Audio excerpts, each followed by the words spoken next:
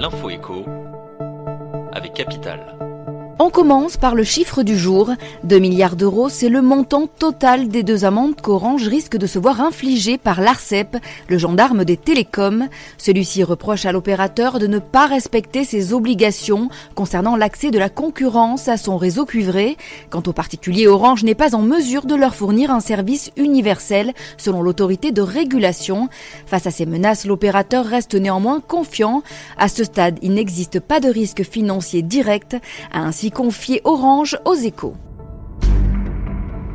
On passe à l'info pratique Capital. Tout salarié s'intéresse au montant de la pension qu'il touchera à la retraite. Cependant, nombre d'entre eux ignorent que les données de caisse de retraite ne sont pas toujours fiables.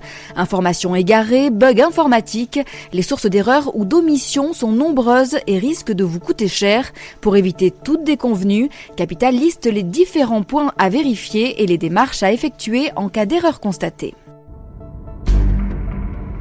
Le coup de gueule du jour, on le doit à des associations de riverains en colère contre l'ONF, l'Organisation nationale des forêts. L'établissement public est accusé par ses détracteurs de procéder à des coupes abusives de bois, et ce pour limiter ses pertes financières. L'ONF se trouve effectivement dans une situation économique préoccupante. Son déficit devrait dépasser 20 millions d'euros en 2018, et le climat social au sein de l'organisme est aussi des plus tendus. Cela fait suite notamment à des réductions de personnel. En plein tumulte, son directeur général vient de quitter ses fonctions et en attendant, l'avenir de nos forêts reste en suspens. Pour finir, une information qui devrait contenter les détenteurs d'une assurance santé. Le gouvernement prépare un amendement visant à faciliter la résiliation des contrats d'assurance santé. Actuellement, cette résiliation n'est possible qu'à la date anniversaire du contrat.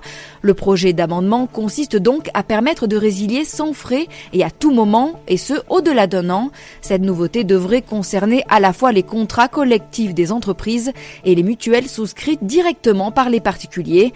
Rien n'est encore totalement tranché à ce stade, tempère tout de même l'entourage de Bruno Le Maire. C'était l'Info écho avec Capital.